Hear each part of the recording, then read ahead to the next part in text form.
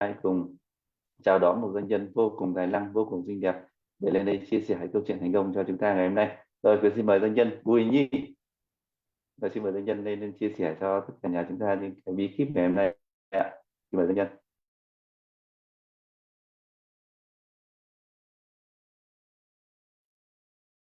Rồi, vô cùng tuyệt vời các anh chị ơi, hãy gửi lời biết ơn đến doanh nhân anh Tấn Quyền. Sáng ngày hôm nay đã làm MC rất là tuyệt vời, rất là truyền năng lượng cho cả nhà của chúng ta được không ạ? Rồi cả nhà ơi, hãy gửi lời biết ơn đến ban tổ chức đã mở Zoom rất là sớm luôn để chúng ta kịp dậy làm quy trình lúc 4 giờ 30 phút anh chị ha.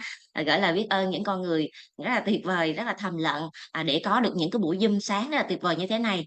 Cả nhà hãy gửi lời biết ơn dành tình yêu thương đến doanh nhân anh Tấn Quyền và ban tổ chức được không ạ? Yes. Và lời đầu tiên cho Nhi xin chào cả nhà của chúng ta, một ngày mới tràn đầy năng lượng, tràn ngập trong tình yêu thương, lòng biết ơn, sự thành công, giàu có, khỏe mạnh, hạnh phúc, bình an, trọn vẹn suốt cả cuộc đời. Yeah. Rất là tuyệt vời đúng không ạ? Yeah. Và Nhi vô cùng hạnh phúc và biết ơn doanh nhân Võ An là vị thuyền trưởng của đội nhóm của chúng ta, đã cho phép Nhi lên chia sẻ những cái kinh nghiệm trải nghiệm của mình khi mà học cùng với câu lạc bộ để đạt được kết quả như ngày hôm nay được không ạ? Và để có được kết quả như ngày hôm nay thì Nhi xin gửi lời biết ơn chân thành đến Chủ tịch Trịnh Huy, doanh nhân Nguyễn Diễm là người đã sáng lập ra môi trường câu lạc bộ Chạm Tay Hóa Vàng để chúng ta có một cái môi trường giúp cho chúng ta huấn luyện, rèn luyện mình mỗi ngày, sáng trưa tối được không các anh chị ơi? Và Nhi gửi lời biết ơn đến những anh chị doanh nhân đã ngày đêm cống hiến phụng sự, trao giá trị giúp cho chúng ta có những cái kiến thức, có những cái bài học để giúp cho chúng ta tạo ra kết quả các anh chị. Rất là tuyệt vời đúng không ạ? Và người không thể nào thiếu được đó chính là bản thân của mình các anh chị nha. Bản thân của mình đã thức dậy sớm, đã cùng nhau học tập cùng với môi trường câu lạc bộ, cùng với đội nhóm của chúng ta, vô cùng tuyệt vời đúng không cả nhà ơi? Yeah, thầy ôm lấy cơ thể của mình gửi lời biết ơn. Tôi biết ơn bạn, bạn rất là tuyệt vời, bạn đã thức dậy sớm tràn đầy năng lượng để chuẩn bị chúng ta sẽ đón nhận một cái chương trình tuyệt vời trong ngày hôm nay. Ngày hôm nay chúng ta học về chương trình gì cả nhà ơi? Cả nhà có thể comment lên được không ạ? Chúng ta sẽ học cái chương trình gì ạ? Cơ hội giúp bạn gia tăng thu nhập thụ động á. Các anh chị có mong muốn điều đó không các anh chị ơi? Yeah. Ngày hôm qua thì doanh nhân Ánh Hồng đã chia sẻ cho chúng ta ngày một rồi, cái chương trình này sẽ diễn ra trong vòng 3 ngày các anh chị nha. Chúng ta sẽ có bắt đầu và chúng ta sẽ có kết thúc được không ạ?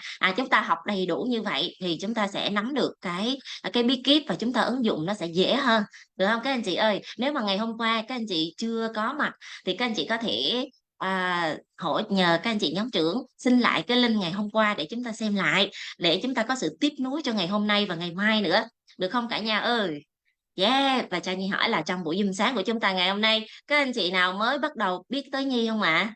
Các anh chị nào mới mới biết tới Nhi thì comment số số 1 nha. Yeah. Còn các anh chị nào đã biết tới Nhi nhiều quá rồi thì comment số 10. Yeah. Các anh chị nào chưa biết thì comment số 1 ạ. Yeah. Ôi, hầu như các anh chị biết hết rồi. Biết hết rồi đúng không ạ? Vậy thì chúng ta sẽ đi vô bài học luôn, được không các anh chị? Tại vì bài học ngày hôm nay sẽ rất là dài các anh chị. Cũng có một vài anh chị chưa biết Nhi hả? Rồi, lâu nay các anh chị ở đâu ạ? Dạ cũng cũng cũng bình thường thôi các anh chị, tại vì Nhi cũng chưa có xuất hiện nhiều ở trên Zoom cho nên là các anh chị chưa biết là cũng đúng. Bây giờ Nhi xin phép được giới thiệu sơ qua bản thân của mình để chúng ta cùng nhau biết nhau nhiều hơn, chúng ta có thể làm quen được không các anh chị ơi? Dạ. Và Nhi tên đầy đủ các anh chị là Bùi Thị Nhi, hiện tại Nhi đang sinh sống và làm việc tại thành phố Đà Nẵng. Nhi là một doanh nhân, là một nhà huấn luyện viên thân tâm trí. Nhi đã vào câu lạc bộ được hơn 1 năm rồi các anh chị, cũng sắp tròn 2 năm rồi ạ. Dạ. Và Nhi cũng đã từ Nhi biết tới câu lạc bộ là ngày 15 tháng 1 năm 2012, và Nhi biết được qua một cái tin nhắn chiêu hạt của một doanh nhân, đó chính là chị doanh nhân Hà Thủy các anh chị. Và các anh chị cũng tới đây nhờ vào các tin nhắn chiêu hạt đúng không các anh chị ơi? Yeah, đó là chúng ta vô cùng tuyệt vời các anh chị, bởi vì mình đã biết được tới cái câu lạc bộ này, biết được tới cái công thức này các anh chị, rất là trân trọng đúng không ạ? Và Nhi đã phát hiện ra được rằng là mình đã đến đúng nơi rồi các anh chị, nhờ qua cái chương trình học từ từ với câu lạc bộ các anh chị. Nhi cũng đã rèn luyện, huấn luyện mình trong nhóm thân tâm trí các anh chị. Sau đó nhờ vào cái việc rèn luyện, huấn luyện mình liên tục như vậy 60 ngày các anh chị, 60 ngày, anh chị có tin rằng 60 ngày sau mình thay đổi không các anh chị? Từ một người không biết đọc sách, từ một người vô cùng là ăn nói nó cũng không có trôi chảy, nó cộc lốc các anh chị, mà rất là nóng nảy các anh chị ha. Thì Nhi cũng đã huấn luyện được cái bản thân của mình trở thành một con người khác, một cái phiên bản khác của chính mình các anh chị. Rất là tuyệt vời đúng không ạ? Yes, và Nhi đã nâng cấp bản thân của mình lên từng ngày các anh chị. Nhi cho phép mình tham gia vào các doanh nhân chạm tay hóa vàng, tại vì Nhi biết được rằng đó là cái môi trường để giúp cho chúng ta trở thành một vị doanh nhân. Chúng ta phải trở thành cái người đó thì chúng ta sẽ có được tất cả những gì mà người doanh nhân đáng được hưởng, xứng đáng được hưởng các anh chị. Bao nhiêu trong số các anh chị đây cũng mong muốn trở thành doanh nhân chạm tay hóa vàng ạ? Thì comment tôi là doanh nhân chạm tay hóa vàng được không ạ? Chạm tay hóa vàng là cái gì các anh chị? Là chạm tới đâu thành công tới đó, chạm tới ai là giúp đỡ được người đó thành công các anh chị. Cái công việc của một vị doanh nhân chạm tay hóa vàng nó vô cùng giá trị các anh chị ha. Đó là cái điều mà Nhi khao khát và Nhi mong muốn, và Nhi cũng đã đạt được điều đó. Nhi trở thành thành viên chính thức của câu lạc bộ, trở thành một vị doanh nhân sau 1 năm rèn luyện cùng với câu lạc bộ các anh chị. Và Nhi cũng đã có cho mình một cái doanh nghiệp phát triển trên toàn cầu, trên toàn quốc Việt Nam của chúng ta, và phát triển ra thế giới nữa các anh chị ha. Và Nhi cũng đã có cái nguồn thu nhập thụ động các anh chị. Đây là cái chương trình gia tăng cái cơ hội thu nhập thụ động của chúng ta đó các anh chị, và Nhi đã có dòng thu nhập thụ động hơn 1 năm này rồi các anh chị. Và cái thu nhập thụ động của Nhi nó đã lớn hơn tất cả những cái chi phí của mình. Vậy thì đó là cái công thức gì các anh chị? Ngay hôm qua doanh nhân sĩ Ánh Hồng chia sẻ cho chúng ta cái công thức là công thức gì các anh chị? Tự do tài chính là nó sẽ bằng thu nhập thụ động lớn hơn chi phí các anh chị ha. Thu nhập khi nào mà cái thu nhập thụ động của anh chị mà nó lớn hơn chi phí thì anh chị tự do tài chính. Được không ạ? Và Nhi có một cái công việc là tự do không gian, tự do thời gian, tự do tài chính, đi du lịch vòng quanh thế giới cùng với câu lạc bộ. Từ đầu năm đến giờ Nhi cũng đã đi được 2 quốc gia lớn, đó là Hàn Quốc và Singapore các anh chị, là một trong những con rồng của châu Á các anh chị ha. Nhi cũng đã có mặt tại đó để mà có thể là mở mang cái tầm nhìn của mình hơn các anh chị. Nếu mà không có câu lạc bộ Nhi cũng không biết khi nào mình mới có thể đi ra được nước ngoài các anh chị. Không biết không các anh chị, tại vì một bà mẹ bỉm sữa, một bà mẹ thất nghiệp, dư dương về tài chính các anh chị, thì làm gì dám nghĩ tới cái việc mà xa xôi như vậy. Ăn còn không có đủ ăn, mặc còn không đủ mặc, thì làm sao mà chúng ta có thể đi ra nước ngoài được, đúng không các anh chị? Nhưng mà có những gì không có thể đó đều có thể ở doanh nhân chạm tay hóa vàng, ở câu lạc bộ chạm tay hóa vàng của chúng ta đó các anh chị. Các anh chị có tin là mình là người tiếp theo không các anh chị ơi? Người tiếp theo các anh chị ngồi Zoom đây nè, các anh chị chia sẻ như tất cả các anh chị doanh nhân ở đây, như doanh nhân chị Ánh Hồng sáng nào cũng phụng sự cống hiến cho chúng ta trở thành một con người giá trị như vậy. Mình có thích không các anh chị ơi? Có thích không ạ? Yes, và chính vì cái sự yêu thích đó nó thôi thúc Nhi các anh chị, nó thôi thúc Nhi để mà Nhi học tập, Nhi rèn luyện. Bởi vì Nhi biết được rằng nếu một sáng này Nhi không thức dậy thì Nhi chưa trở thành người thành công được các anh chị. Nếu mà mỗi sáng dậy mình còn ngủ nướng thì mình chưa thành công được các anh chị ha. Cho nên tất cả các anh chị có mặt trong buổi Zoom ngày hôm nay, các anh chị vô cùng tuyệt vời và các anh chị xứng đáng thành công các anh chị nha. Cho mình một tràng pháo tay được không ạ? Yes, vô cùng xứng đáng thành công các anh chị. Tại vì mình đã khác mình ngày xưa rồi. Được không các anh chị? Khác mình rồi các anh chị. Mình đã cho phép mình phát triển rồi các anh chị. Yes, rất là tuyệt vời đúng không ạ? Và trước khi đi qua thì Nhi ôn lại cái kiến thức sơ qua cái ngày hôm qua. Doanh nhân Ánh Hồng đã chia sẻ cho chúng ta cái gì rồi cả nhà ơi?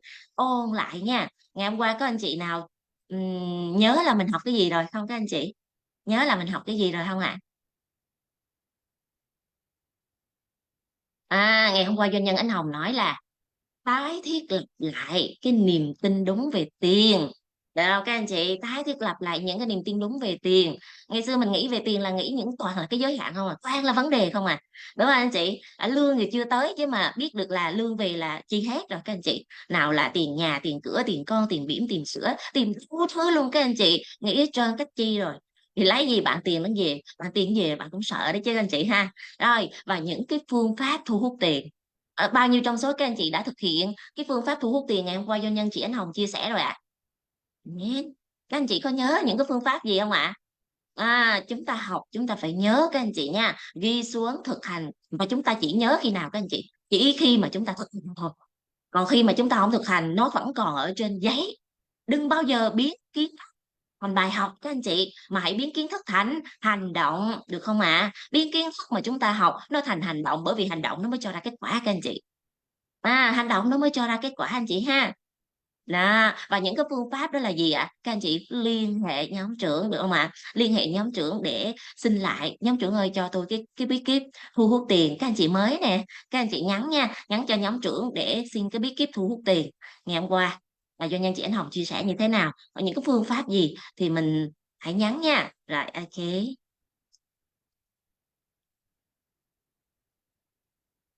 Rồi, và trước khi đi qua cái bài học ngày hôm nay, Nhi cũng xin dành ra 30 giây để chúng ta ra cái quyết định là ngày hôm nay chúng ta học được kiến thức gì, chúng ta ứng dụng như thế nào các anh chị. Học một hiểu 10 và ứng dụng ngay ngay ra kết quả luôn, được không các anh chị ơi? Chứ đừng học để biết các anh chị nha.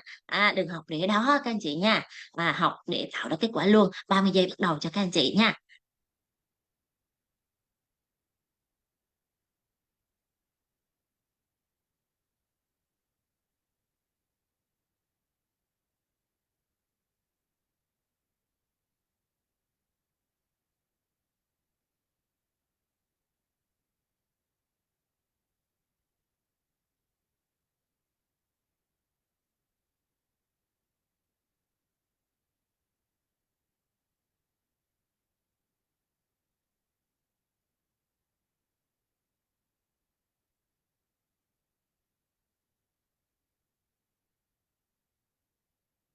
Rồi, ok. Chúng ta đã ra quyết định kết quả mà chúng ta mong muốn trong cái ngày thứ hai này là gì ạ? À, học một hiểu 10 và ứng dụng ra kết quả ngay, được không ạ? Rồi, và bài học thứ hai đó là gì các anh chị? Ngày hôm qua là các phương pháp rồi, ngày hôm qua là tái thiết lập những cái niềm tin của mình về tiền rồi, đúng không ạ? Ok hết rồi đúng không các anh chị ơi? Vậy thì ngày hôm nay để mà chúng ta có thu nhập thụ động các anh chị, để gia tăng cái thu nhập thụ động thì chúng ta phải sao ạ? Phải mở ra tầm nhìn của mình các anh chị, phải mở tầm nhìn ra các anh chị nha. Một câu nói rất hay đó là tầm nhìn đến đâu thì tìm đó. Được anh chị, nếu tầm nhìn của anh chị mà ở một cái thôn, ở một cái xã thì công việc kinh doanh của anh chị chính xác là nó ở một cái thôn, một cái xã. Nếu mà tầm nhìn của anh chị ở một cái huyện, ở một cái tỉnh thì công việc kinh doanh của anh chị ở một cái huyện, ở một cái tỉnh đó, đúng không ạ? Nếu mà tầm nhìn của anh chị ở thành phố rộng hơn nha thì công việc kinh doanh của anh chị đằng nào anh chị cũng lên phố để kinh doanh, vì lên phố là cái mặt bằng nó to hơn, nó rộng hơn, tiếp cận được nhiều người, VIP hơn, đúng không anh chị? Dạ. Nhưng mà nếu mà tầm nhìn của anh chị ở đâu ạ? Ở toàn cầu thì công việc kinh doanh của anh chị là toàn cầu. Ngày xưa các anh chị, ngày xưa như không biết kinh doanh toàn cầu là kinh doanh cái gì đâu các anh chị. Chỉ biết là sáng đi làm tối về rồi kinh doanh trên mạng các anh chị. Kinh doanh trên mạng là kinh doanh mỹ phẩm anh chị ha. Như có một thời năm 2018 là như bắt đầu cho phép mình tham gia cái chương trình là kinh doanh online, vì cái thời điểm đó nó rầm rộ lắm các anh chị, nó cực kỳ rầm rộ. Chỉ cần anh chị đăng một cái bài đăng lên lên mạng xã hội thôi là có người chốt đơn. Chỉ cần anh chị đăng một cái bài đơn lên là ít nhất anh chị cũng có một cái đơn rồi đó các anh chị, và thời điểm đó nó cực kỳ bùng nổ cái vấn đề kinh doanh và Nhi cũng dồn vào đó các anh chị, dồn vào đó các anh chị. Nhi không hiểu là nhìn là cái gì đâu các anh chị, cho đến khi mà Nhi tham gia vào doanh nhân chạm tay hóa vàng thì Nhi mới biết được kinh doanh toàn cầu là kinh doanh như thế nào các anh chị, để cho phép mình dám nghĩ lớn các anh chị, dám dám nghĩ á. Nghĩ thôi nghe các anh chị, nghĩ là mở rộng ra, chứ ví dụ như ở trong suy nghĩ của anh chị mà nó không dám mở rộng ra thì các anh chị, suy nghĩ của mình nó chỉ bị hạn chế, nó hạn chế ở cái vùng mình ở cái nơi mình ở cái tỉnh mình ở thôi. Thì nếu mà không có suy nghĩ to hơn, rộng hơn, xa hơn, nói nôm na giống như bà con mình hay nói là cái tầm nhìn lũy tre làng đó các anh chị, có nghĩa là không vượt qua được cái lũy tre làng, nó chỉ ở đó thôi các anh chị ha. Nhưng mà khi mình vào doanh nhân chạm tay hóa vàng các anh chị thì Nhi mới mới mới được phát triển là nhìn của một đứa trẻ con là như thế nào các anh chị, nhìn của một người lớn là như thế nào, nhìn của một doanh nghiệp là như thế nào, nhìn của một thương hiệu cá nhân là như thế nào các anh chị. Lúc đó Nhi mới hiểu được là tầm nhìn là cái gì. Tại vì sao mình phải đi ra nước ngoài để du lịch để làm cái gì anh chị? Để mở tầm nhìn các anh chị. Các anh chị thấy cái tầm nhìn của mình nó quan trọng không ạ? Cực kỳ quan trọng các anh chị. Tại vì nếu ở bên trong của anh chị không dám nghĩ thì các anh chị sẽ không có dám thấy, các anh chị sẽ không thấy được các anh chị mình là những gì mình nghĩ, mà mình không nghĩ được á thì nó không có được các anh chị. Cho nên ngay từ giây phút này đây các anh chị hãy nghĩ nha, hãy nghĩ nha, hãy nghĩ là mình sẽ có một cái công việc kinh doanh toàn cầu. Đối với các anh chị nào, cho Nhi hỏi là trong Zoom của chúng ta có anh chị nào mà đang kinh doanh, đã kinh doanh và đang kinh doanh và đã kinh doanh không ạ? thì các anh chị comment tôi cho như thấy được không ạ? Yes, chị Phong Nguyên ạ. Yes, đang kinh doanh và đã kinh doanh. Và những anh chị nào chưa kinh doanh và chuẩn bị kinh doanh thì comment số 5. Chưa kinh doanh và chuẩn bị sẽ kinh doanh thì comment số 5. Yes. Rồi, ok. Số 5 cũng nhiều. Số 5 nhiều ghê anh chị ha. Có nghĩa là trước giờ mình đi làm công ăn lương các anh chị, đúng không ạ? Trước giờ mình đi làm công ăn lương, mình ở nhà, mình nội trợ, đúng không chị? Mình chưa bao giờ kinh doanh. Thì bây giờ các anh chị ra quyết định đi các anh chị. Ra quyết định. Mình phải có một cái công việc như thế nào ạ? Ra quyết định thông minh, trọn vẹn các anh chị ha. Tôi phải có một cái công việc kinh doanh. Các anh chị mà các anh chị có nghĩ tới là mình sẽ kinh doanh trong tương lai không các anh chị? Thì nghĩ nha, phải nghĩ mình sẽ kinh doanh trong tương lai thì tương lai các anh chị mới có. Nghĩ trong đầu thì mới có trên tay. Nghĩ chưa nghĩ là không có đâu các anh chị. Được không ạ? Và chúng ta phải cho phép mình ra quyết định. Tôi phải có một cái công việc kinh doanh tự do không gian, tự do thời gian, tự do tài chính, có thu nhập thụ động không giới hạn các anh chị. Được không ạ? Không giới hạn. Công việc kinh doanh của tôi có thể đi du lịch toàn cầu các anh chị. Và tôi mua bất động sản như mua rau, tôi đi du lịch vòng quanh thế giới, tôi đi trung tâm thương mại như đi dạo mát các anh chị ha. Và tôi ở những cái nơi tuyệt vời, được không ạ? Yes. Và chúng ta ra quyết định đi các anh chị. Thì khi mà chúng ta ra quyết định thì số mệnh của chúng ta mới hình thành. Còn chúng ta nghe thôi, chúng ta biết Nhi nó đang chia sẻ là vậy đó, biết rồi, để đó các anh chị. Các anh chị ra quyết định nha, ra quyết định thì mới có ạ. Yes. Và như lúc nãy Nhi có chia sẻ các anh chị, có rất nhiều anh chị, chúng ta nhìn thấy có nhiều cái cơ hội kinh doanh lắm, đúng không anh chị? Có nhiều cái cơ hội kinh doanh chúng ta, nhưng mà như thế nào chúng ta nhìn thấy cái phong trào kinh doanh, trào lưu làm, người người làm, nhà nhà làm, thì chúng ta sẽ bắt đầu dồn vào. Cũng giống như cái việc mà năm 2018 Nhi bắt đầu dồn mình vào cái việc kinh doanh online các anh chị. Đó là lúc mà nó đang nổi lên như cồn các anh chị ha. Hay là chúng ta thấy cái anh hàng xóm của chúng ta, gần gần chút là chúng ta thấy hàng xóm của chúng ta mở ra cái tiệm trà sữa và bán rất là đông khách, cỡ nào cỡ cái con đường nó cũng nguyền đường trà sữa các anh chị. Các anh chị thấy nó quen quen không ạ? Đó là cái phong trào các anh chị ha. Chúng ta đã bắt đầu xu hướng là theo cái xu hướng số đông các anh chị. Chúng ta sẽ dồn vào ngay, và đa phần chúng ta dồn vào cái thời điểm nó bùng nổ. Nó bùng nổ có nghĩa là chúng ta thấy người ta làm rất là nhiều rồi và chúng ta cũng thi nhau làm theo các anh chị, đúng không ạ? Dạ. Và đa phần chúng ta đi theo cái lối mòn tư duy này các anh chị, chúng ta thấy rất là nhiều người làm. Và lúc mà nó như vậy là chúng ta đang đu đỉnh đó các anh chị. Đu đỉnh đó các anh chị nha, rất là nguy hiểm các anh chị. Người thành công á là họ kinh doanh từ cái lúc bắt đầu các anh chị. Từ cái lúc bắt đầu anh chị nha, từ cái lúc mà sơ khai. Cũng giống như hồi mà Nhi mua cái miếng đất mà Nhi đang ở các anh chị, cái ngôi nhà mà Nhi đang ở các anh chị, là một cái vùng đất hoang sơ các anh chị. Mấy năm thôi mà bây giờ nó phát triển cực kỳ. Lúc đó là Nhi cũng đã có cái tầm nhìn rồi. Sau này tại vì á, ờ, trước đó là một cái dự án, họ nói với Nhi đó là một cái dự án, và cái dự án này nó sẽ phát triển cực kỳ mạnh. Nó đưa cái hệ thống của thành phố lên ở cái khu này các anh chị.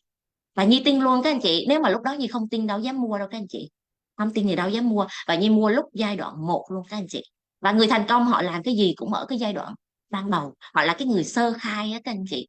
Và bây giờ cái miếng đất của Nhi nó tăng lên, được coi, gấp gấp 10 lần, gấp 8 lần chứ anh chị, gấp 8 lần so với lúc trước mà Nhi mua các anh chị. Giả sử mà lúc đó mà mình có tiền mình đầu tư thì ngon các anh chị ha. Lúc đó mình mới vừa học ra trường, mới vừa có chồng, không có tiền đó các anh chị, mua cũng phải trả góp. Nhưng mà mình cũng có một cái tư duy là cái tầm nhìn của mình nó xa rồi các anh chị, nó xa rồi các anh chị ha, như ở trong một cái khu khu khu đô thị các anh chị ha. Và lúc đó nó chỉ là một cái vùng họ mới giải phóng thôi các anh chị, không có nhà, không có gì hết trơn, không có đường, không có điện, không có gì hết trơn các anh chị.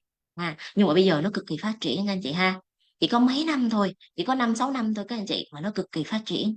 Yeah. thì thì ít ra lúc đó Nhi cũng có tầm nhìn rồi đó anh chị.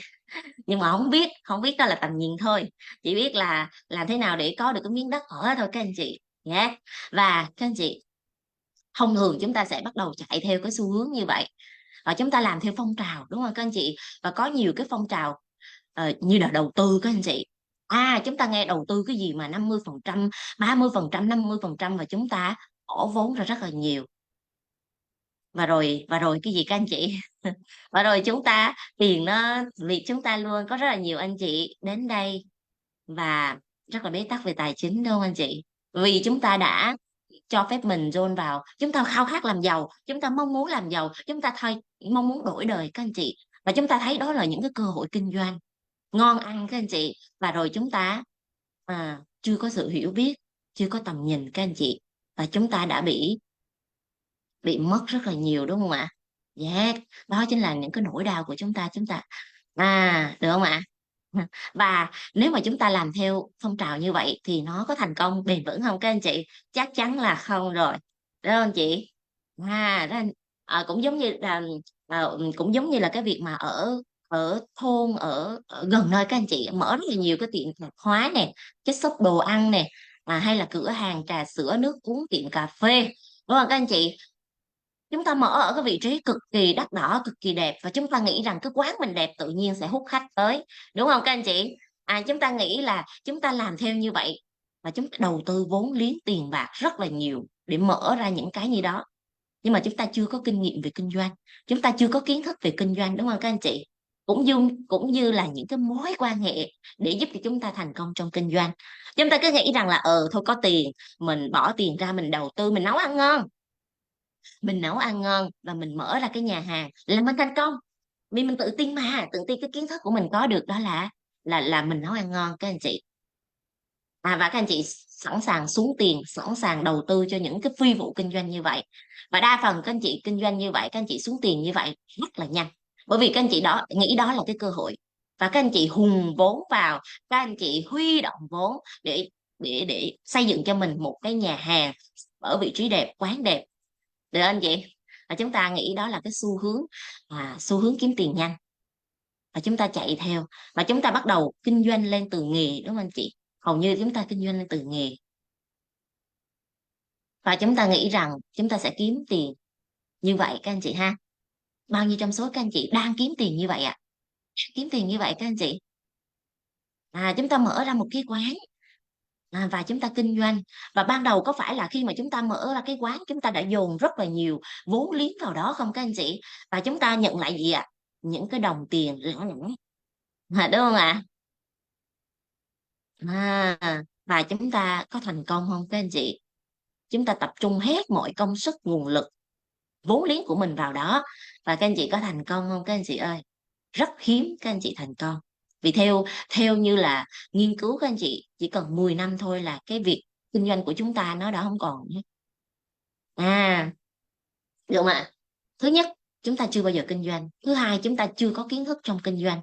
Thứ ba, chúng ta không có mối quan hệ để dẫn dắt cho chúng ta có một cái tầm nhìn lớn hơn trong kinh doanh. Chúng ta thường làm theo cái gì ạ? Theo bản năng, theo kinh nghiệm cá nhân. Kinh nghiệm cá nhân của tôi là tôi nấu ăn cực kỳ ngon, tôi pha chế nước cực kỳ ngon, và bây giờ với cái kinh nghiệm đó thì tôi kinh doanh. Anh chị, ha, đã từng đã rất là nhiều người kinh doanh như vậy và không có thành công. Được không anh chị? Đó là cái tư duy mà số đông của chúng ta đang có tư duy các anh chị. Mình nghĩ là mình nghĩ mình có một cái tư duy là mình mở ra cái quán đó rồi hữu xạ tự nhiên hương, tôi nấu ăn ngon, tôi có tay nghề, tôi có trình độ, tôi nấu ăn ngon, nghĩa là khách hàng sẽ tự đến ha. Chỉ cần cái quán của tôi trang trí đẹp, nó tự thu thú khách, đúng không anh chị? Và mình nghĩ là tự ăn nấu ăn ngon các anh chị là mình bán được, hay là cái nước uống mình pha ngon là tự nhiên có khách, hay cái quán cà phê mình trang trí nó đẹp là tự nhiên nó có khách. Các anh chị, được một thời gian thôi, đa phần chúng ta có cái tư duy này là chúng ta đâu có làm gì các anh chị, không có marketing, không có bán hàng, chúng ta nghĩ rằng chỉ cần mặt bằng tốt, địa điểm tốt, nấu ăn ngon là được các anh chị. Và đa phần chúng ta làm theo cách này không trụ quá nổi 6 tháng, chứ đừng nói 10 năm, không trụ quá nổi 6 tháng các anh chị. Bởi vì sao ạ? Bởi vì những tháng đầu tiên, người thân, họ hàng, chị, bà con, bạn bè tôi ủng hộ chúng ta, đúng không ạ? Những tháng tiếp theo thì sao ạ? Những cái mối quan hệ nóng nó hết rồi các anh chị. Họ ủng hộ lần thôi chứ, 2 lần thôi chứ, tiền đâu mà ủng hộ mãi được các anh chị. Tiền đâu mà ủng hộ chúng ta mãi được, đúng không ạ? Và chúng ta lại có cái tư duy gì ạ? vạn sự khởi đầu nan. Thời gian đầu đó là cái gì nó cũng phải vạn sự khởi đầu nan các anh chị. Và chúng ta kiên nhẫn một thời gian, chúng ta bỏ vốn ra, bỏ tiền ra, đến khi nào chúng ta hết sạch sành xanh rồi bắt đầu như thế nào ạ? Chúng ta đi vay mượn. Khi nào mà chống cự không nổi nữa thì chúng ta đưa ra cái chiến lược cuối cùng, đó là gì? Giải tán, thanh lý môn hộ. Đúng không các anh chị ơi? Quen không các anh chị ơi? Dạ. Và chúng ta ôm một cái khoản chưa dư. Dạ. Chúng ta chưa ôm một cái khoản chưa dư các anh chị. Thấy quen không các anh chị? Đó là cái chu trình rất là quen luôn. Từ bé đến lớn, từ bé đến lớn rồi các anh chị. Cực kỳ quen luôn các anh chị. Và vì cái niềm tin giới hạn, ngại sự khởi đầu nan. Có nghĩa là ban đầu làm gì cũng đâu có dễ đâu, trời ơi, đâu có dễ đâu các anh chị. Vài lần thất bại thì mình mới thành công được. Tư duy là thất bại là mẹ của thành công nữa đó nè. Và gian nan mình phải gian nan như vậy. Ủa, kiếm tiền nó dễ hả các anh chị? Gian nan lắm.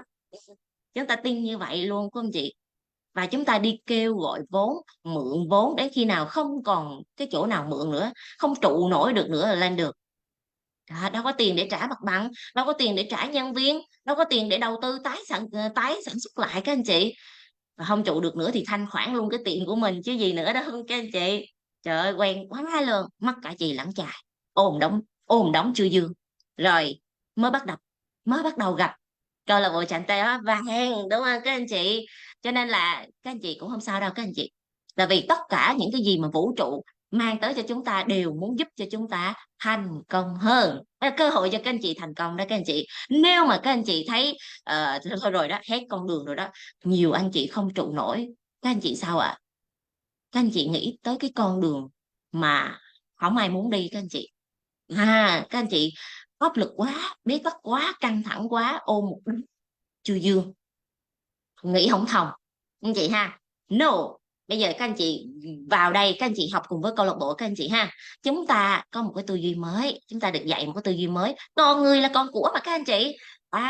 Chỉ là hồi trước giờ chúng ta chưa chưa đầu tư vào bản thân của mình thôi, chưa biết cách mình làm gì hết. Cho nên cái người thành công họ biết cái điều mà cái người không thành công không biết thôi.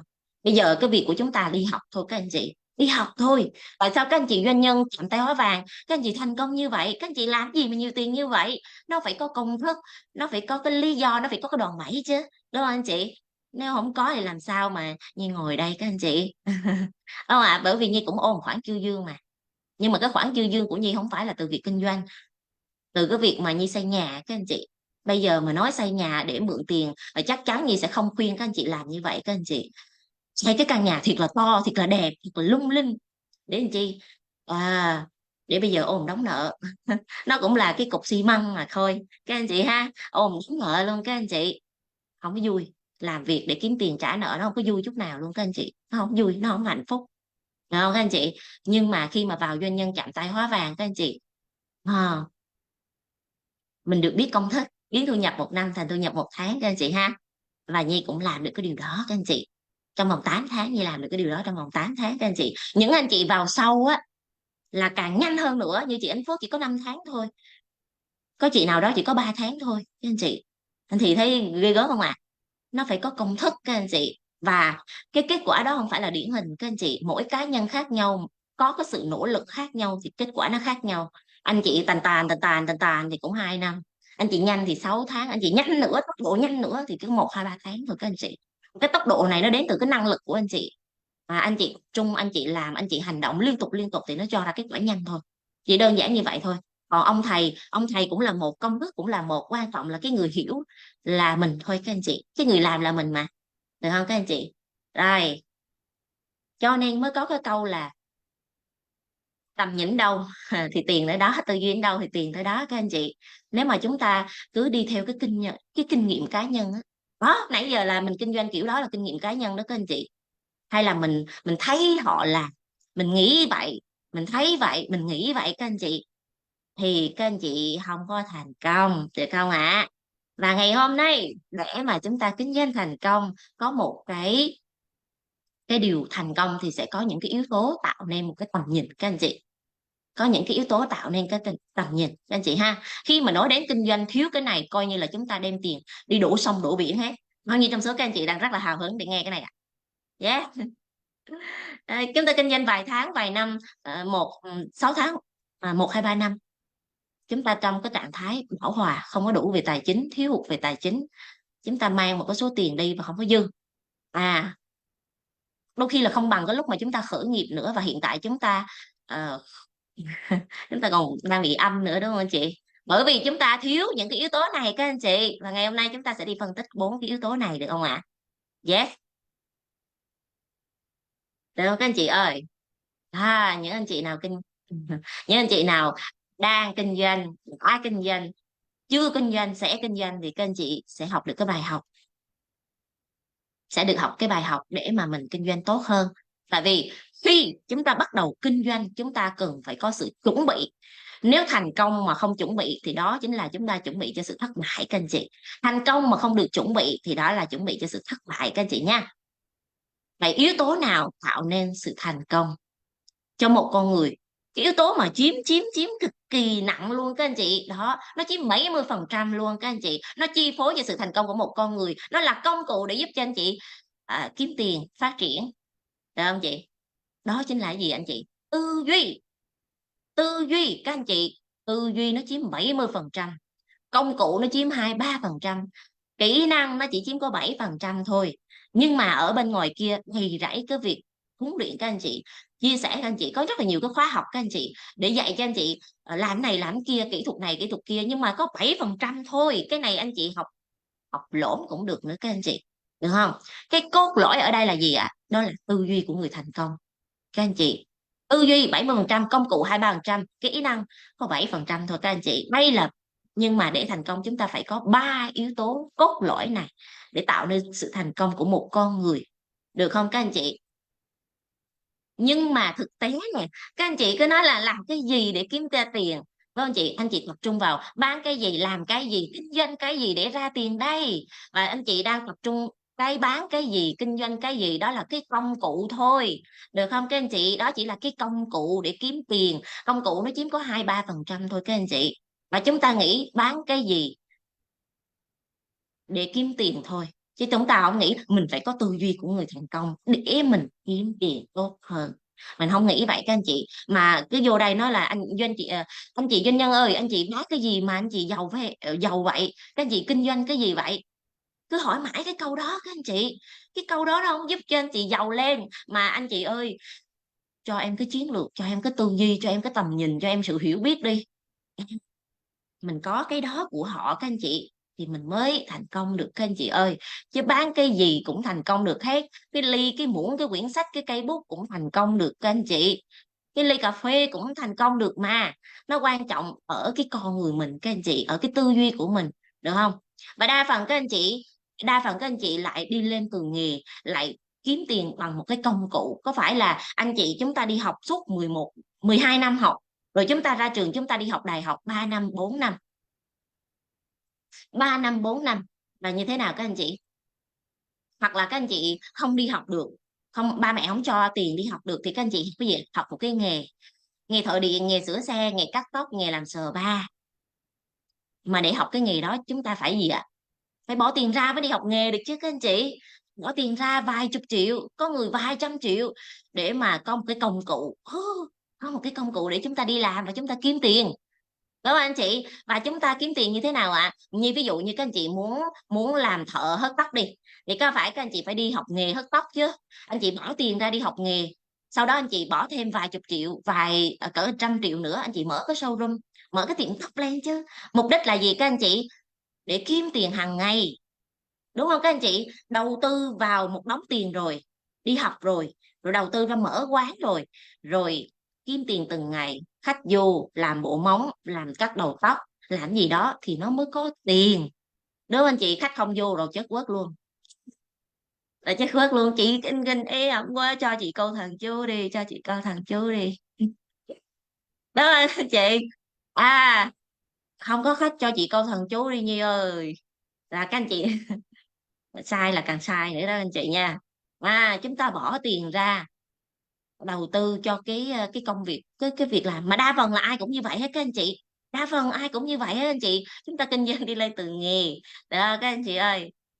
Giờ thay đổi lại các anh chị, Bây giờ mà các anh chị có mở cái quán ăn đi chăng nữa, các anh chị nhốt mình vào trong cái quán ăn đó, các anh chị giỏi là các anh chị kinh doanh giỏi, anh chị thuê người đi, thuê người họ cũng làm, có công có việc của họ thôi, chứ họ đâu có làm bán sống bán chết như mình được, họ đâu có tâm huyết như mình được. Cái quán của chị mà có liên quan gì tới em chỉ làm thuê thôi mà, đúng không các anh chị? Thay đổi ngay các anh chị, thay đổi ngay, đi học ra trường rồi đi làm. Như Nhi là Nhi là ngon hơn xíu các anh chị, đi học ra trường đi làm. Đi học mấy năm trời ở trường á các anh chị, rồi đi ra có cái bằng kế toán các anh chị, cũng có lắm chứ, có lắm các anh chị. Đi hồi xưa các anh chị được đi học có bằng là ngon lắm rồi các anh chị, ngon lắm rồi các anh chị. Rồi đem cái bằng đó về làm gì các anh chị? Đi xin việc 16 bộ hồ sơ không ai nhận, tại vì họ đòi cái gì các anh chị? Đòi kinh nghiệm. Bạn ra trường bạn quá non, bạn có cái gì đâu mà tôi nhận bạn vào các anh chị. Rồi lê lết, rồi cũng lê lết các anh chị, lê lết đi ra trường cũng lê lết các anh chị, rồi xin được một cái công việc công ty tài chính các anh chị. Nhi cũng làm được ở công ty tài chính cực kỳ, công ty đó cực kỳ lớn các anh chị, nó là một tập đoàn của Pháp.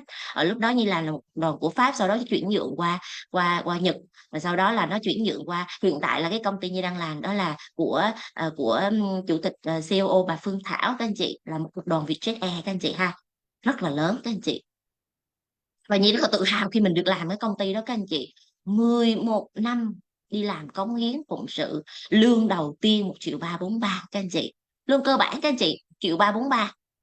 Sau đó nó tăng dần lên, lương cơ bản của Nhi lúc mà Nhi nghỉ việc lương cơ bản đã là 7 triệu các anh chị, lương cơ bản 7 triệu nhưng mà tổng thu nhập chỉ có 10 triệu. Anh chị, lương tăng không các anh chị? Tăng, nhưng mà không có dư. Anh chị có bao nhiêu các anh chị làm có tiền mà không có dư, làm mãi mà không có dư. Lương Nhi cũng tăng theo thời gian, các anh chị cũng có lương tăng theo thời gian mà, đúng không ạ? Nhưng mà tại sao chúng ta không có dư các anh chị? Các anh chị để ý nha, khi một cái thu nhập của chúng ta lúc mà chúng ta làm lương 3 triệu 4 triệu 5 triệu đủ ăn đủ mặc đủ xài, lương của chúng mình lên 10 triệu 15 triệu cũng đủ ăn đủ mặc đủ xài. Lương cao hơn không các anh chị? Theo thời gian cao hơn không? Cao. Nhưng mà dư không? Giàu không? Tự do tài chính không? Không.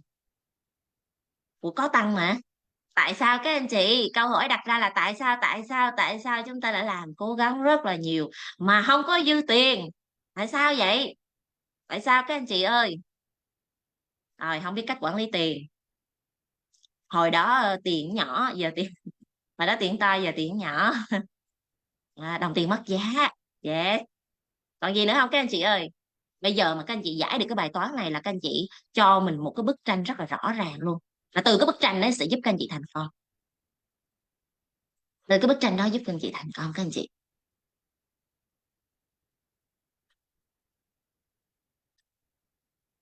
Tại vì cái gì anh chị? Tại vì nè, anh chị tập trung nè. Cái gì ạ? Tại vì cái năm đó chúng ta làm 3 4 triệu, cho tới cái năm mà chúng ta làm 10 triệu 15 triệu, chúng ta có thay đổi gì không các anh chị ơi? Tuổi thì càng ngày càng lớn, nhưng tư duy trí tuệ kiến thức của mình hầu như nó không lớn. Mình năm ngoái như năm này, năm tê như năm này, năm tể như năm này, đúng không các anh chị? Trời ơi, năm nào cũng như vậy hết, khác cái là mình già đi thôi, khác cái là mình lớn đi thôi. Tuổi thì càng ngày càng lên, mà cái gì các anh chị? Tư duy trí tuệ kiến thức nó không có lên, cái bên trong của anh chị nó không có lên thì làm sao mà anh chị có dư, đúng không các anh chị? Kinh nghiệm sống, đúng không ạ? Tuổi thì lên, trải nghiệm sống thì có, nhưng kinh nghiệm thì sao ạ? 10 năm có một, 10 năm có một các anh chị, đâu có gì thay đổi đâu. Kiến thức tư duy sự hiểu biết của mình nó không có tăng các anh chị, được không ạ? Bởi vì sao ạ? Bởi vì khi mà anh chị có một cái công việc làm, anh chị vào cái guồng của công việc rồi, đúng không ạ? Sáng đi làm tối đi về, cái guồng quay nó quá quen thuộc rồi các anh chị. Và các anh chị có bao giờ đọc sách không? Có bao giờ nghiên cứu không? Nhi đó các anh chị, của hồi đó Nhi đi làm cũng đâu biết đọc sách đâu các anh chị, đâu biết nghiên cứu thế giới lại chị, toàn lên mạng hóng drama. Cái gì mà hot giật giật phát đó là giật giật là biết hết trơn, là biết hết trơn. Chứ còn mà để biết là cái người này nó thành công, nó đi lên như thế nào, để coi được cái hành trình của họ như thế nào, không có biết các anh chị, không có ai dạy của mình, cũng không có ai ờ, ờ, hướng dẫn mình hết các anh chị, không có nghiên cứu đâu, mà toàn là gì ạ? Theo kinh nghiệm cá nhân của tôi, tự hiểu tự nghĩ tự biết tự làm. Mà hầu như những gì mà chúng ta tự hiểu tự biết tự làm có giúp cho chúng ta phát triển không cả nhà ơi? Chúng ta chỉ có những cái niềm tin giới hạn. Tại sao tuổi thì càng lên nhưng mà kiến thức tư duy tầm nhìn nó không có lên miếng nào hết trơn các anh chị, đâu có lên đâu các anh chị. Nên cho dù các anh chị có làm ra tiền, có tăng tiền đi chăng nữa, nhưng cái tư duy cũ, cái thói quen cũ, cái lối sống cũ thì tiền của anh chị nó cũng như cũ, không có khác gì, đúng không các anh chị? Đó là cái lý do tại sao 10 năm qua cuộc sống của mình không có gì khác biệt. Cuộc sống của mình vẫn y như vậy các anh chị. Nếu mà cuộc sống của anh chị trong 5 năm, 10 năm không có bất kỳ cái gì thay đổi, không có bất kỳ cái gì khác biệt, chúng ta có cái để nói đó các anh chị, chúng ta có cái để nói, đúng không ạ? Có phải là 10 năm qua chúng ta vẫn là chúng ta, không có gì thay đổi ở bên trong?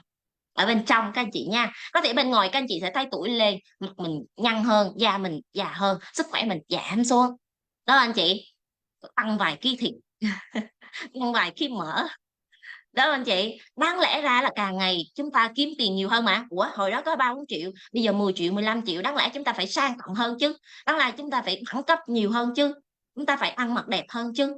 Nhưng mà nhan sắc của mình càng ngày nó càng đi xuống các anh chị. Nên các anh chị là các anh chị em coi lại nha.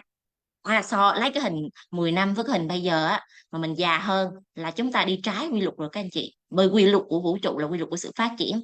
Tại sao các anh chị doanh nhân càng ngày càng đẹp, càng ngày càng lão hóa ngược các anh chị, càng ngày càng xinh đẹp ra, càng ngày càng tràn đầy năng lượng và sức sống? Họ đang đi đúng với quy luật của vũ trụ đó các anh chị, họ đang đi đúng với quy luật của vũ trụ. So sánh mình nha, được không ạ? Nếu mà nhan sắc của mình nó đi lên á thì chúng ta đang đang đi theo xu hướng của sự phát triển, không phải là tuổi già đi là mình già mình xấu mình xí đâu các anh chị nha. Có công thức. Ừ, được không anh chị? Vì sao các anh chị, vì sao mà anh chị già đi nè, vì sao mà sức khỏe anh chị giảm xuống nè? Bởi vì các anh chị có quá nhiều vấn đề so với hồi xưa. Hồi xưa các anh chị chỉ có một mình, cái sau đó anh chị có thêm chồng, có thêm vợ, có thêm con, bài toán lớp 1 chưa giải xong thì bài toán lớp 2 lớp 3 anh chị phải giải nữa. Áp lực không các anh chị? Thoải mái không các anh chị? Không. Mình xử lý việc này chưa xong việc khác để đã tới rồi các anh chị, mình không có cái năng lực để xử lý, nên lúc nào mình ở trong cái trạng thái không thoải mái, căng như dây đàn, sức khỏe của mình thì bắt đầu giảm xuống, tinh thần trí tuệ của mình thì bắt đầu đi xuống, đúng không các anh chị? Bởi vì chúng ta có biết cách xử lý cái vấn đề trong cuộc sống của mình và chúng ta không biết làm chủ nó, bởi vì chúng ta đã để cái tầm vóc của vấn đề nó lớn hơn mình các anh chị, nó lớn hơn mình. Ví dụ ngày xưa các anh chị chỉ có một mình, bây giờ anh chị có vợ có chồng có con thì cái bắt đầu chúng ta cái vấn đề nó lớn hơn, đúng không ạ? Được không ạ? Mà tư duy tầm vóc của mình nó không có tăng, nó không có lớn các anh chị, cho nên chúng ta thấy áp lực, stress, chúng ta sẽ thấy rất là nhiều cái vấn đề trong cuộc sống. Anh chị đã thấy cái bức tranh của mình nó hiện ra chưa các anh chị? Cái bức tranh này có quen không các anh chị? Có một câu nói rất là hay của ngài TH Wicker: không quan trọng tầm vóc của vấn đề mà quan trọng là tầm vóc của mình, tức là mình phải phát triển mình lên các anh chị, mình đứng cao hơn cái vấn đề các anh chị nha. Không quan trọng tầm vóc của vấn đề mà quan trọng là tầm vóc của mình, anh chị. Được không anh chị? Nếu anh chị thấy đó là cái vấn đề thì các anh chị đang đang chưa có đủ lớn, đang chưa có trưởng thành về mặt tư duy các anh chị nha. Bởi vì trong thời gian qua chúng ta có rèn không, có dũa không, có phát triển không, có mài dũa mình không các anh chị ơi? Đó là cái lý do tại sao trong thời gian qua cuộc sống của anh chị có quá nhiều cái vấn đề mà mình không xử lý được, đúng không anh chị? Luôn rơi vào cái trạng thái mất năng lượng, có tinh thần, bởi vì chúng ta có đầu tư kiến thức cho bản thân của mình đâu, tư duy kinh nghiệm thành công, sự hiểu biết để giúp chúng ta thành công, các anh chị đã không có đầu tư các anh chị. Mà hàng ngày các anh chị tập trung vào cái gì ạ? Tập trung vào vấn đề của người khác, giải quyết cái vấn đề của người khác, của con của chồng của xã hội của cái này kia, nghĩ việc cho người khác.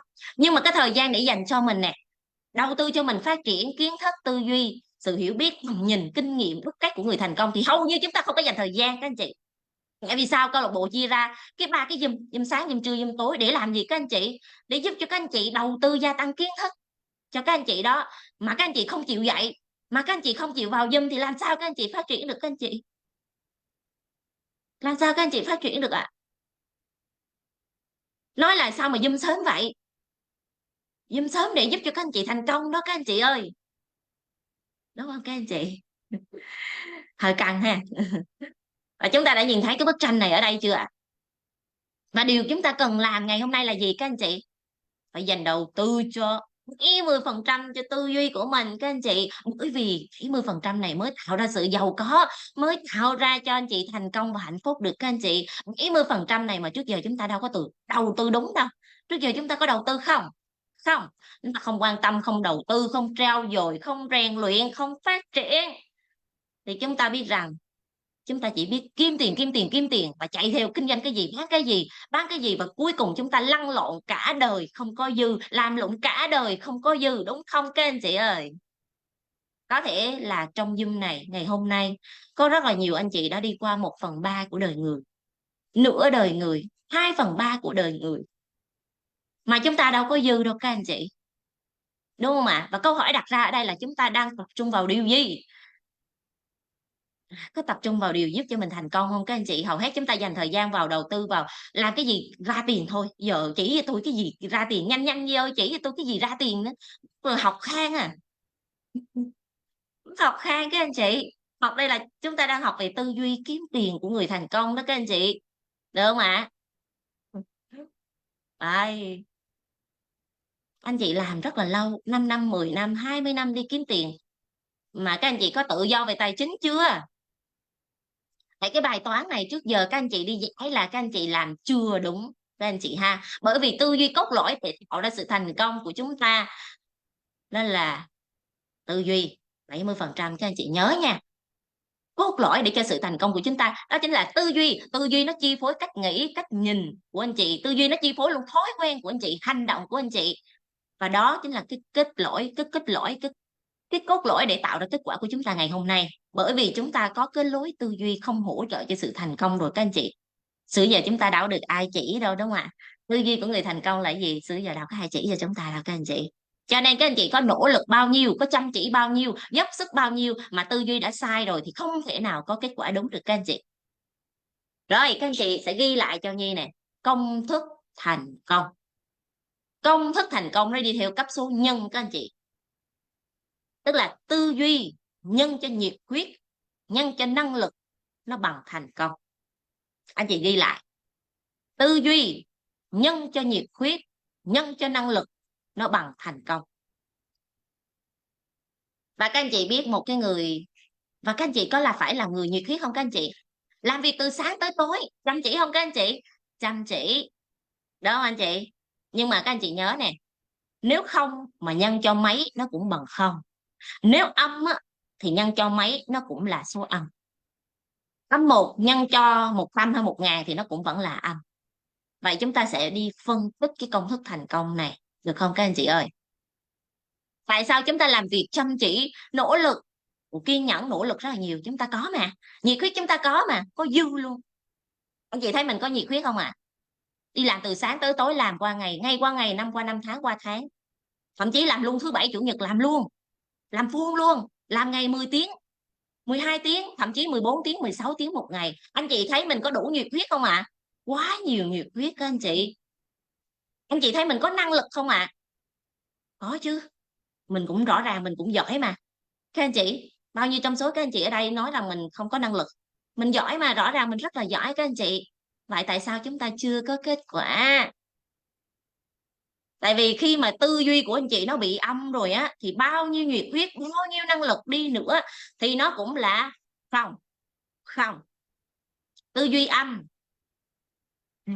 Vậy tư duy âm là gì? Tư duy dương là gì các anh chị? Phân tích thêm một tí xíu nữa ha. Tư duy âm là cách mà chúng ta nhìn mọi việc theo chiều hướng không có hỗ trợ cho sự thành công. Cho nên là anh chị làm bao nhiêu nó cũng không hỗ trợ. Nó cũng không hỗ trợ. Anh chị biết rằng là sức mạnh của mục đích là gì ạ? Ngày hôm nay các anh chị nhìn cái cách mình kiếm tiền, anh chị nhìn cái cách mình kiếm tiền từng tháng, được không chị? Anh chị mong muốn kiếm tiền và anh chị sẵn sàng đổ tiền, đổ công, đổ sức vào, đúng không ạ? Để tạo cho mình một cái công việc. Và rồi cái công việc đó như thế nào các anh chị? Kiếm tiền từng tháng một. Kiếm tiền từng tháng một các anh chị. Các anh chị, mình chỉ nghĩ được, mình chỉ hiểu được, mình chỉ nhìn được từng đó thôi các anh chị. Đó là đúng không ạ? Và nhiều người đi theo cái tư duy đó các anh chị. Làm hay là một người là làm cái việc mà chỉ có lợi cho mình, mà bất chấp cái quyền lợi của người khác, thì theo quy luật của vũ trụ nó cũng không có thành công được các anh chị. Mặc dù họ có năng lực, có nhiệt huyết, nhưng cái lối tư duy đó là cái lối tư duy không thành công các anh chị, được không ạ?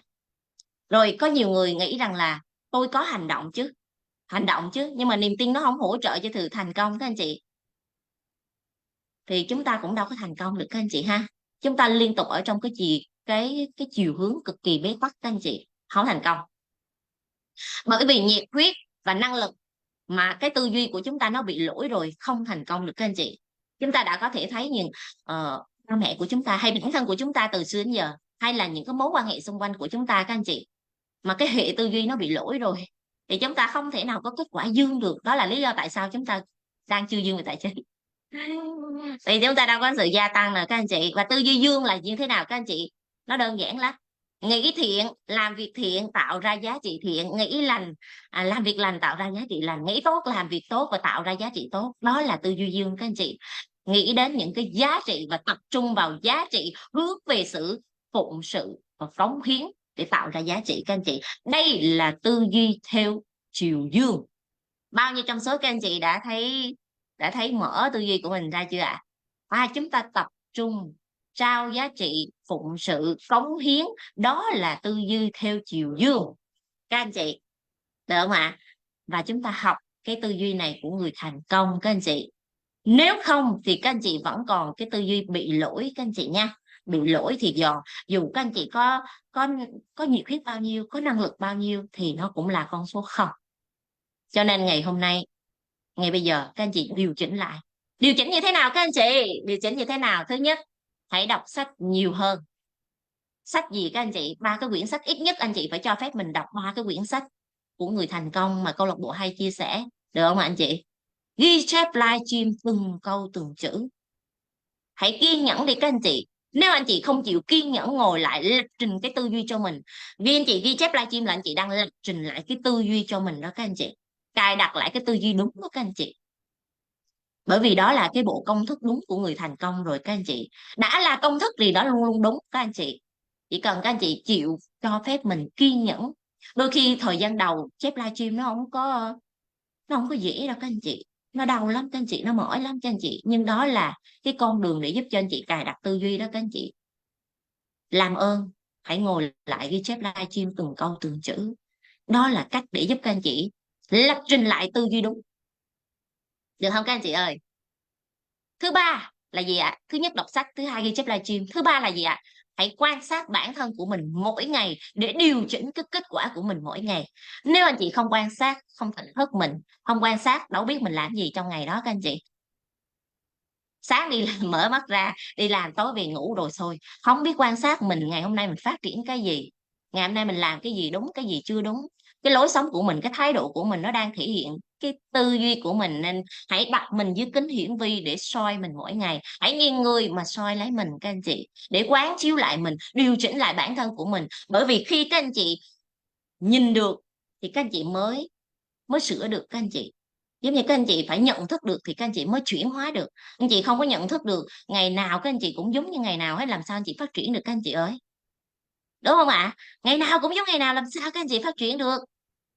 Anh chị phải cho mình soi lại mình. Có một cái bí kíp mà mỗi ngày á, Nhi ngồi xuống á, cuối ngày các anh chị, Nhi quan sát mình ngày hôm nay mình làm được cái gì rồi, mình ăn mừng thành công.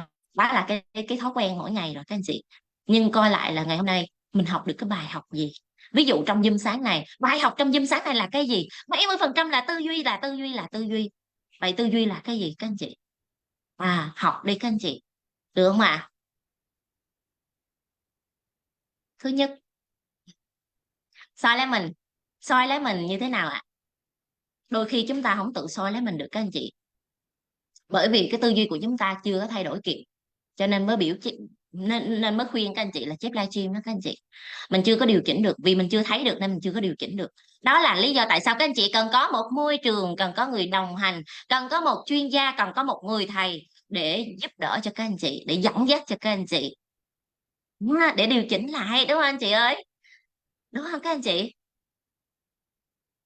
Cho nên cái nhóm rèn luyện thân tâm trí 60 ngày thay đổi cuộc đời, đó là cái nhóm để giúp cho anh chị rèn luyện, huấn luyện bản thân của mình, có cái người để dẫn dắt các anh chị đi lên bằng chính tư duy, bằng trí tuệ, bằng sự quan sát của bản thân mình. Điều chỉnh ở đây là điều chỉnh gốc rễ các anh chị, thay đổi cái cốt lõi để thành công các anh chị nha. Nên hãy nhớ rằng là chúng ta hãy kiên nhẫn lắng nghe bản thân của mình và sẵn sàng điều chỉnh bản thân của mình mỗi ngày, mỗi ngày. Nó giống như cái việc các anh chị phải uống nắng mình. Các anh chị có uống nắng mình không các anh chị? Các anh chị có sẵn sàng uống nắng mình không các anh chị ơi? Uống nắng cái thái độ của mình, cái tâm của mình, cái thói quen của mình, được không các anh chị? Được không ạ? Uống nắng cái thái độ, cái tâm phản xạ, vì thông thường chúng ta đang phản xạ theo năng, theo bản năng, đúng không anh chị? Bản năng của chúng ta là người tốt thì phản xạ theo tốt, mà người không tốt thì phản xạ theo không tốt các anh chị. Và cái bản năng nó cũng chính là nó đang thể hiện cái tư duy của mình luôn các anh chị. Tư duy đến đầu tiệm đó anh chị ha.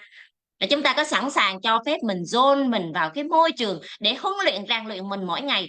Mấy chục năm qua đâu có rèn luyện đâu các anh chị, không có gọt giũa đâu các anh chị, đâu có tôi luyện đâu các anh chị. Cho nên ngày hôm nay các anh chị có sẵn sàng có một cái người thầy, có một cái người đồng hành với các anh chị để dẫn dắt cho các anh chị, để uốn nắn cho các anh chị có sẵn sàng điều chỉnh lại không ạ? Sẵn sàng trôi vào để cái môi trường rèn luyện không ạ? Các anh chị có sẵn sàng không ạ anh chị ơi? Hãy cho phép mình đi các anh chị, bởi vì đó là tương lai của các anh chị đó. Ngày hôm nay các anh chị không điều chỉnh mình được thì ngày mai nó có huy hoàng được không các anh chị?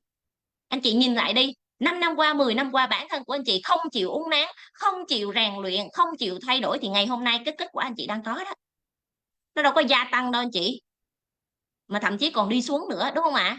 Bởi vì chúng ta có rèn đâu. Những cái thói quen tốt nó được hình thành bên trong của anh chị, nhớ nè, nó bên trong của anh chị nó phải ngày càng lớn dần, lớn dần. Nếu các anh chị không cho phép mình rèn giũa, gọt giũa thì anh chị nghĩ đi, 3 năm tới, 5 năm tới, thậm chí 10 năm tới, 20 năm tới, anh chị sẽ là ai? Anh chị có cái kết quả gì? Cuộc sống gia đình con cái của anh chị như thế nào? Báo hiếu phụng dưỡng cho cha mẹ được không? Nếu ngày hôm nay vẫn là mình, vẫn là em, vẫn là cô bé của ngày xưa đó. À, em vẫn là cô bé của ngày xưa đó thì làm sao các anh chị? Để cho phép mình nâng mình lên được không các anh chị? Nếu vẫn còn có thói quen trì hoãn, đổ lỗi, than vãn, kể lể là các anh chị đang tập trung vào điều không tích cực. Thói quen này nó giúp gì các anh chị không ạ? Nó không giúp gì cho các anh chị đâu. Chịu trách nhiệm với bản thân của mình, bắt đầu đi lên các anh chị, được không các anh chị ơi? Và tại sao và tất cả ngày hôm nay các anh chị cho phép mình dồn vào cái môi trường của người thành công, giống như cho phép mình rèn luyện trong nhóm rèn luyện thân tâm trí các anh chị, rèn luyện cái thân, cái tâm, cái trí của mình các anh chị. Rồi cho phép mình tham gia vào doanh nhân chạm tay hóa vàng để làm gì ạ? Để nâng nhiệt kế tài chính của mình lên, nâng nhiệt kế tài chính của mình lên. Cái mà đang giúp cho các anh chị nâng nâng nhẹ thôi đó, đó là đặt cái mục tiêu 30 ngày gấp đôi, smart goal là gấp đôi, gấp rưỡi, đúng không các anh chị? Và bây giờ các anh chị đạt được là các anh chị đang nâng cái nhiệt kế tài chính của mình lên, và các anh chị duy trì được nhất trong vòng 6 tháng thì cái nhiệt kế tài chính của anh chị đã có nâng lên dần. Bây giờ tự nhiên vô đây cái học thấy hay quá, ứng dụng học ở bên ngoài hay quá, ứng dụng đạt được mục tiêu tài chính, tôi thành công rồi, tôi tuyệt vời rồi, rồi sau nghỉ khỏe, khỏi vô Zoom nữa, khỏi học nữa, rồi qua tháng sau chất quất quay lại, cái công thức này là không có đúng rồi, người này là không có đúng rồi, môi trường này là không có đúng rồi. Trời ơi, do ai các anh chị? Do ai các anh chị? Do mình. Do mình đúng không các anh chị ơi? Cho nên không cho phép mình nha. Nhiệt cái tài chính mà được có 1 tháng là chất quất các anh chị. Nhiệt cái tài chính là ít nhất 6 tháng tới 1 năm. Cái thu nhập của anh chị nó gia tăng lên thì các anh chị quả may với anh chị mới có thu nhập thụ động, quả may các anh chị mới tự do tài chính được chứ. Giờ có chịu cho phép mình uống nắng mình không nè? Cho phép mình dồn vào cái môi trường để uống nắng mình không các anh chị ơi? Hãy nghĩ nè, 5 năm nữa, 10 năm nữa, điều gì sẽ xảy ra nếu anh chị không có thay đổi? Hãy nghĩ đi các anh chị. Bây giờ hình dung tưởng tượng 5 năm nữa, 3 năm nữa, nếu các anh chị thành công, thì các anh chị có cái gì? Các anh chị đi du lịch vòng quanh thế giới nè, trời ơi, các doanh nhân đi châu Âu, các anh chị một chuyến châu Âu như vậy hết 200 mấy triệu các anh chị. Ủa, nếu không có tiền thì đi đâu các anh chị? Đi cái chế độ VIP các anh chị. Nếu không có tiền thì sao chúng ta đi được? Nghĩ tới việc mà bỏ ra 200 mấy triệu để đi du lịch, không có đâu. Mơ đúng không anh chị? Mơ đúng không anh chị? Thì ngày hôm nay chúng ta hãy cho phép mình uốn nắn mình đi các anh chị.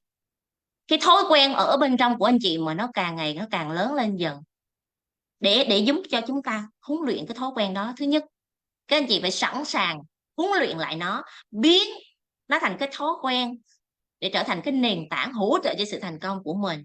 Là anh chị đang lập trình cho mình cái thói quen mới, được không các anh chị? Đừng để mình, thứ hai, đừng để mình phải lệ thuộc vào cái thói quen mà mình không kiểm soát được các anh chị. Cuộc sống của anh chị mà anh chị không kiểm soát được thì làm sao các anh chị thành công được các anh chị? Đúng không anh chị ơi? Cho nên ngày hôm nay chúng ta cho phép mình dồn vào cái môi trường đó. Câu lạc bộ chạm tay hóa vàng, các chị doanh nhân thành công, bản thân Nhi cũng thành công. Cho nên là bây giờ Nhi ngồi lại đây, Nhi trao giá trị, Nhi phụng sự, Nhi giúp đỡ các anh chị để các anh chị cũng thành công. Được không các anh chị? Các anh chị thấy cái công việc nào mà nó giá trị như thế này không ạ? Ngồi ở đây, zoom ở đây chứ nước ngoài vẫn xem được các anh chị. Đúng không ạ? Công việc kinh doanh của mình, mình ngồi ở đây, ngồi ở nhà nhưng kinh doanh toàn cầu các anh chị. Các anh chị có thích điều đó không ạ? Nếu thích thì hãy dồn mình vào các anh chị ha. Hãy dồn mình vào cái nơi của người thành công để thành công, được không các anh chị? Hãy nghĩ nè, hãy cho phép mình rèn luyện. 6 tháng sau các anh chị sẽ trở thành ai? 3 năm sau, 5 năm sau các anh chị trở thành ai? Nếu ngày hôm nay các anh chị không sẵn sàng thay đổi thì cái hành trình này 3 năm nữa, 5 năm nữa cũng như vậy thôi, có gì thay đổi. Ước mơ chỉ là ước mơ, hay là mình là người thực hiện cái ước mơ đó các anh chị? Ước mơ chỉ là ước mơ hay là mình là người thực hiện cái ước mơ đó các anh chị? Nếu mà các anh chị cho phép mình 1 năm 6 tháng rèn luyện, năm rèn luyện thôi thì các anh chị sẽ trở thành một doanh nhân, để mà các anh chị có thể đứng Zoom, ngồi Zoom chia sẻ như thế này các anh chị. Không phải tự nhiên như ngồi đây như chia sẻ được đâu các anh chị, như phải rèn luyện mà. Như phải rèn luyện mà các anh chị, như phải có kết quả các anh chị. Nếu không có kết quả ai dám đưa cái mặt này ra ra ra ra xã hội các anh chị. Đúng không anh chị? Nhi cũng đã rèn luyện để có kết quả như ngày hôm nay các anh chị. Và kết quả nó luôn luôn nói thật các anh chị. Các anh chị có muốn mình trở thành một cái con người giống như là cái cây cổ thụ, có thể bao bọc được cho gia đình của mình, có thể lo được cho gia đình của mình, hay là báo đời gia đình của mình các anh chị? Mình phải trở thành cái cây cổ thụ để có thể bao bọc được gia đình của mình các anh chị nha. Cho nên 70% đó là tư duy, tư duy và tư duy. Các anh chị phải học tư duy của người thành công thì các anh chị mới biết cách làm của người thành công. Còn ở đây các anh chị hỏi làm cái gì để thành công, buôn bán cái gì để thành công, kinh doanh cái gì để thành công, thì còn lâu các anh chị mới thành công các anh chị nhé. Còn lâu mình mới thành công được. Các anh chị không tham gia thì làm sao mà các anh chị biết được ở trong này nó hay ho như thế nào, nó có cái gì để các anh chị thành công được các anh chị? Để các anh chị, thu nhập của Nhi gia tăng lên 46 lần các anh chị. Nếu mà vẫn làm cái công việc cũ thì làm gì mà gia tăng lên được 46 lần các anh chị? Làm gì Nhi có thể trở thành trụ cột của gia đình được, có thể báo hiếu phụng dưỡng cho cha mẹ được các anh chị? Tại vì cái thời gian đầu 6 tháng đầu tháng Nhi đã tập trung vào cái gì các anh chị? Tập trung vào rèn luyện mình, ngồi ghi chép livestream học tập. Rèn luyện cái gì? Cái tư duy của mình các anh chị. Khi có tư duy rồi các anh chị sẽ có cách làm, được không ạ? Còn các anh chị không có tư duy thì làm sao các anh chị có cách làm được? Và Nhi nhận thức giống như bây giờ các anh chị trồng cây tre, ban đầu những năm đầu tiên á, không thấy nó lớn các anh chị. Nó đang làm gì các anh chị? Nó đang hình thành cái bộ rễ của cây tre. Nhưng mà khi mà nó đã trồi lên mặt cái mặt măng á, mà nó trồi lên mặt đất rồi á, các anh chị sẽ thấy nó phát triển từng ngày. Ở cái giai đoạn nó phát triển rồi các anh chị, từng ngày. Vậy các anh chị có cho phép mình ngồi đây rèn luyện, trôi luyện, mài dũa, trồng tre? Sự nghiệp của mình là trồng tre các anh chị ha. Có cho phép mình trồng tre không ạ? Được không ạ? Và cái chu trình nó đi như thế nào các anh chị? Câu lạc bộ của anh chị đã có sẵn cái lộ trình, có chu trình từ A đến Z thành công rồi, có lộ trình, có công thức, có người thầy, có người dẫn đường, kèm cặp các anh chị trọn đời luôn các anh chị. Anh chị có làm được không? Làm được không các anh chị ơi? Vậy hãy rèn luyện cho mình. Thứ nhất, thói quen nhất quán các anh chị. Nhất quán, các anh chị ghi lại nha, thói quen nhất quán để điều chỉnh các anh chị. Chưa thấy cái người nào mà không nhất quán mà không thành công các anh chị. Nhất quán là thành công rồi các anh chị ha. Thứ hai, luyện cho mình có thói quen tập trung. Tập trung, tập trung, tập trung, tập trung cái gì hỗ trợ cho sự thành công của mình. Còn cái gì mà drama đừng có tập trung các anh chị, được không ạ? Và cái thứ thứ ba là thói quen gì các anh chị? Thói quen quan sát bản thân của mình, điều chỉnh lại cái hành vi của mình. Đó là cái thói quen viết nhật ký thành công, đúc kết ra cái kinh nghiệm thành công của mình, sẵn sàng ngồi lại với chính mình, quan sát và điều chỉnh mình.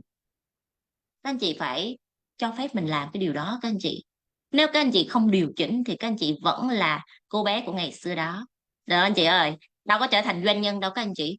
Mà mẹ bỉm sữa, bồng con giữ con, nấu ăn, cứ đi làm hết công ty về tới cái bếp cái giường, cái bếp cái giường cái công ty, cái bếp cái giường cái công ty, không có cái gì hết trơn các anh chị.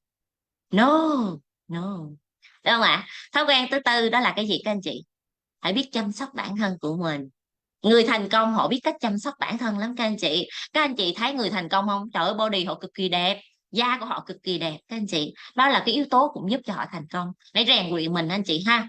Ăn đúng uống đủ, vận động hợp lý, quan sát cái thái cơ thể của mình, quan sát cái năng lượng của mình các anh chị, lắng nghe cơ thể của mình. Đó là lúc các anh chị cũng rèn luyện bản thân mình đó các anh chị ơi. Hãy hãy biết dẫn dắt cái cơ thể của mình theo cái chiều hướng mà mình mong muốn các anh chị nhé. Rồi, sáng ngày hôm nay các anh chị đã học được nhiều bài học hay không các anh chị ơi? Được anh chị, đừng tập trung vào Nhi ơi em bán cái gì, anh kinh doanh cái gì mà em giàu thế. Các doanh nhân ơi, kinh doanh cái gì đó. Ai cũng có công việc kinh doanh khác nhau mà các anh chị, quan trọng cái tư duy của mình. Hay là các anh chị bây giờ anh chị muốn thành công thì các anh chị vào doanh nhân chạm tay hóa vàng, ở trong này có cái công thức để giúp các anh chị thành công mà. Họ làm được, các anh chị làm được, thậm chí anh chị còn làm được tốt hơn. Vậy thì bao nhiêu trong số các anh chị cho phép mình vào doanh nhân chạm tay hóa vàng thì comment ôi là doanh nhân chạm tay hóa vàng. Yes. Biết ơn cả nhà mình sáng nay đã có mặt tại đây. Nếu các anh chị thấy cái kiến thức này hay, còn ngày nữa các anh chị nha, còn ngày nữa doanh nhân chị Ánh Hồng sẽ chia sẻ cho các anh chị những cái phương pháp, những cái tư duy, những cái cách thức để giúp cho các anh chị ứng dụng tạo ra kết quả nữa. Ngày mai, sáng mai thức dậy sớm để làm quy trình thu hút năng lượng, để làm các quy trình, cái thói quen của người thành công, cho phép mình rèn mình đi các anh chị, gọt giũa mình đi các anh chị. Chứ ngủ nướng làm gì các anh chị, nó đâu có giúp mình thành công.